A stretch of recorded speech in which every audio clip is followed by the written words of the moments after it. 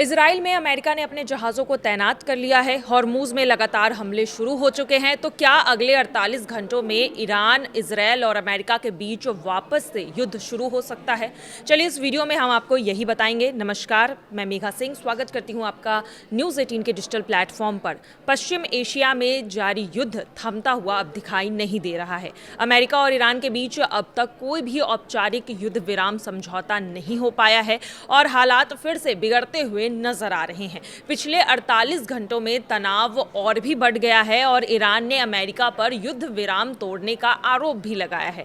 Iran का कहना है कि अमेरिका ने दक्षिणी प्रांत हॉर्मुज़गन में सैन्य कार्रवाई कर संघर्ष विराम का उल्लंघन किया है। वहीं दूसरी तरफ अमेरिकी सेना की भी यहां पर जानकारी सामने आई है। अमेरिकी सेना की सेंट्रल कमांड ने सोमवार को यह दावा किया है कि उन्होंने दक्षिणी ईरान में मिसाइली ठिकानों और कुछ नौकाओं को भी हमला किया है और ईरान के मुताबिक ये नौकाएं खाड़ी क्षेत्र में समुद्री बारूदी सुरंगें को भी बिछाने की कोशिश कर रहे थे और यही वजह है कि अमेरिका ने यह हमला किया। इसके जवाब में ईरान की रेवोल्यूशनरी गार्ड ने यह दावा किया है कि उसने अमेरिकी विमानों को भी निशाना बनाया जो कथित तौर पर ईरानी हवाई सीमा में घुसने की कोशिश कर रहे थे। ईरान के विदेश मंत्रालय ने बयान जारी कर कहा कि अमेरिकी सेना लगातार गैर कानूनी और उकसावे वाली कार्रवाई कर रही है और पिछले 48 घंटों में उन्होंने सीज फायर का उल्लंघन भी किया है। ईरान युद्ध में अब तक क्या क्या हुआ है, चलिए ये भी हम आपको बता देते हैं।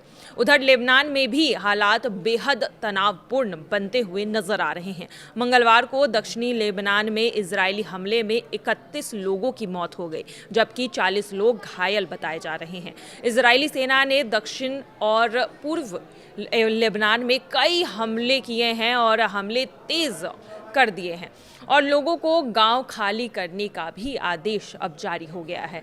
लगातार हो रहे हमलों की वजह से दक्षिणी लेबनान में दहशत का माहौल है। बड़ी संख्या में लोग अपने घर को छोड़कर सुरक्षित इलाकों की ओर भाग रहे हैं। बताया जा रहा है कि इजरायली जमीनी सेना भी लेबनान क्षेत्र के अंदर तक आगे बढ़ रही है। तेहरान से मिली रिपोर्ट के मुताबिक ईरानी अधिकारी अमेरिका की कार्रवाई को खुलेआम युद्ध विराम का उल्लंघन बता रहे हैं। उनका कहना है कि अमेरिकी हमलों के बाद अब वॉशिंगटन पर भरोसा करना मुश्किल हो गया है जिससे शांति वार्ता पर भी असर पड़ सकता है। इसी बीच ईरान की सेना के एक वरिष्ठ प्रवक्ता ने यह भी चेतावनी दी है कि अगर अमेरिका और इजराइल ने फिर से हमला किया तो ईरान पहले से कई ज़्यादा कड़ी कार्रवाई करेगा और व्यापक जवाब भी देगा जिसका असर क्षेत्र से बाहर भी देखने को मिल सकता है। वहीं ईरान के उपराष्ट्रपति मोहम्मद रजा आरिफ ने भी ये कहा है कि